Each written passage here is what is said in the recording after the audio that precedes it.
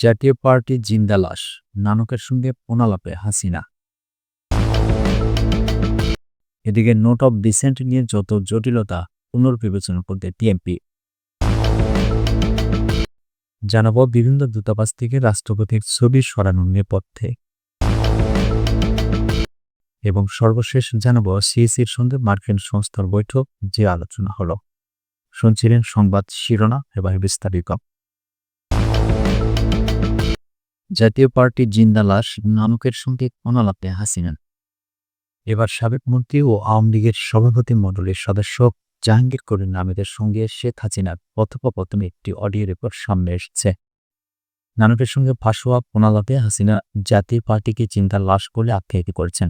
এও বলে এই দলটিকে তার আর দরকার নেই। সংবাদ প্রবাসী সাংবাদিক জুলকার নাইন সায়েদ তার ভেরিফাইড ফেসবুক পেজে অডিও রেকর্ডটি প্রকাশ করেছেন।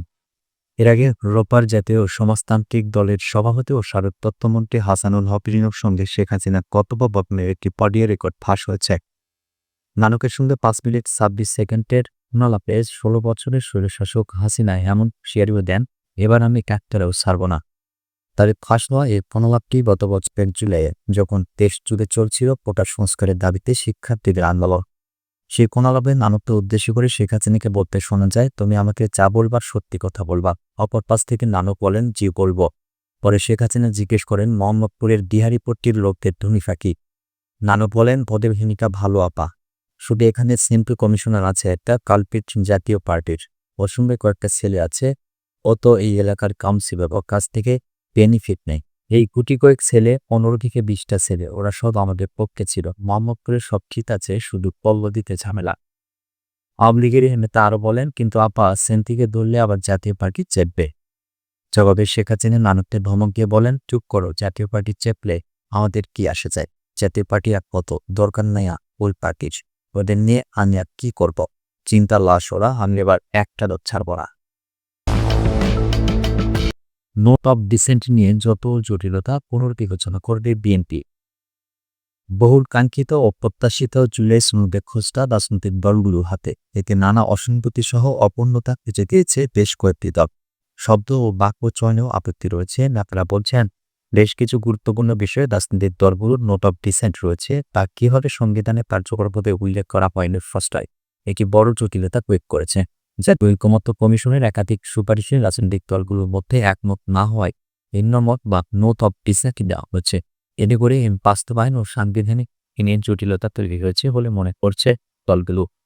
তাদের মতে নোট অফ ডিসেন্ট থাকলে জুলাই সন কার্যকর করা যাবে না। ভবিষ্যতে যে দল ক্ষমতায় আসবে তারা সংসদে এসব বাস্তবায়ন করবে না। কস্টার 10টি প্রস্তাবে নোট অফ ডিসেন্ট দিয়েছে বিএনপি। দলটির একটি নির্ভরযোগ্য সূত্র জানিয়েছে, চূড়ান্ত কস্টার আলোচনায় বিএনপি কিছু ছাড় দিতে পারে, বিশেষ করে সংসদের উচ্চকক্ষে দিয়ার পদ্ধতি, তত্ত্বাবধায়ক সরকার গঠনের পদ্ধতি সহ 2-3টি বিষয়ে সমঝোতার সুযোগ রয়েছে। বিএনপি বলছে, সনদের সবকিছু উপস্থাপিত যেমন হয়নি তেমনই রয়েছে অসামঞ্জস্য, আর আইনি ভিত্তির মাধ্যমে এই সরকারকে সনদ বাস্তবায়নের পরামর্শ জানাইতে। এছাড়া সনদ নিয়ে আদালতকে প্রশ্ন তোলা যাবে না এমন অঙ্গীকারনামায় আপত্তি জানিয়েছে সিপিবি।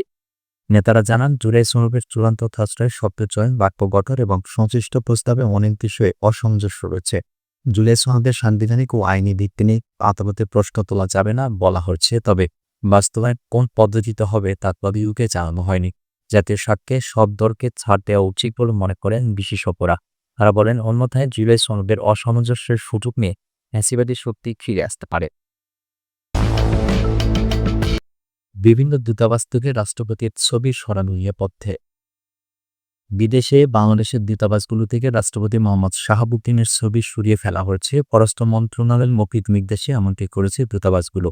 হঠাৎ সিটিং রাষ্ট্রপতির ছবি সরানো নিয়ে তোড়পাড় সৃষ্টি হয়েছে। সামাজিক যোগাযোগ মাধ্যমেও মিশ্র প্রতিক্রিয়ার সৃষ্টি হয়েছে। প্রশ্ন উঠেছে, এই নির্দেশনা কোত্থেকে এলো? কোনো মৌখিক সিদ্ধান্তে দূতাবাস থেকে রাষ্ট্রপ্রধানের ছবি সরানো যায় কিনা সেটি নিয়েও প্রশ্ন উঠেছে। জাতীয় নির্বাচন সামনে রেখে হঠাৎ রাষ্ট্রপতির ছবি নামানোর এই নির্দেশের কারণ কি তা সরকারের তরফে স্পষ্ট করে বলা হচ্ছে না।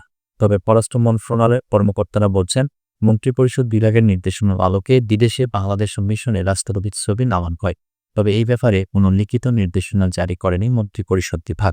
এ বিষয়ে মন্ত্রিপরিষদ বিভাগ ও পররাষ্ট্র মন্ত্রণালয়ের মধ্যে একটি সমন্বয়হীনতার বিশ্বমান। ছবি সরানোর বিষয়ে একজন উপদেষ্টার আগ্রহের বিষয়টি গণমাধ্যমে এসেছে, তবে তিনি তা অস্বীকার করেছেন। এদিকে মৌখিক নির্দেশনা নিয়ে অনেকে প্রশ্ন তুলেছেন, নানা রকমের গুজবও ছড়িয়েছে। বিশেষজ্ঞরা বলছেন, রাষ্ট্রপতির ছবি সরানোর বিষয়ে সরকারের তরফ থেকে বিধিবিধান উল্লেখ করে প্রজ্ঞাপন জারি হলে অনেক অস্পষ্টতা ও বিতর্ক এড়ানো যেত। এদিকে রাষ্ট্রপ্রধানের ছবি সরিয়ে ফেলতে হবে এমন কোনো লিখিত নির্দেশনা কোনো দপ্তর কিংবা মিশনকে দেওয়া হয়নি বলে জানিয়েছে প্রধান উপদেষ্টার ডেপুটি প্রেস সচিব আজাদ মজুমদার। রোববার রাতে সামাজিক মাধ্যম ফেসবুকে দেওয়া একটি স্ট্যাটাসে তিনি লিখেছেন, সরকারি দপ্তরে পোর্ট্রেট ব্যবহার শুরু থেকেই অন্তর্বর্তী সরকার নিরুৎসাহিত করছে, অলিখিতভাবে জিরো পোর্ট্রেট নীতি বজায় রেখেছে।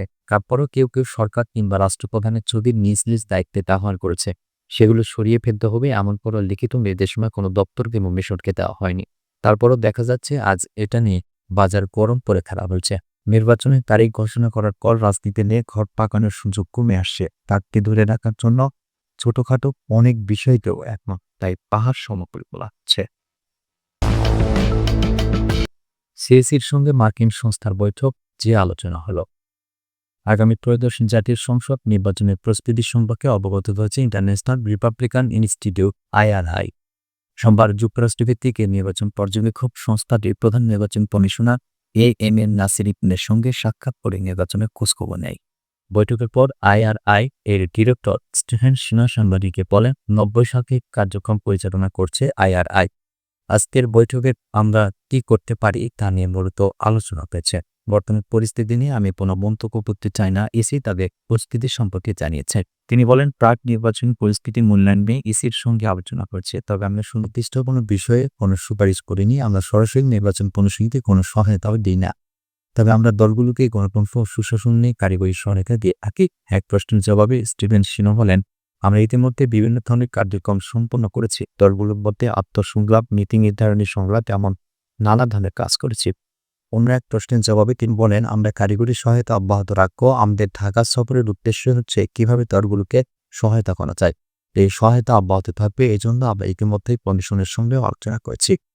এ সময় deputy director Matthew Carter, senior programme manager Amitabh Ghosh উপস্থিত ছিলেন।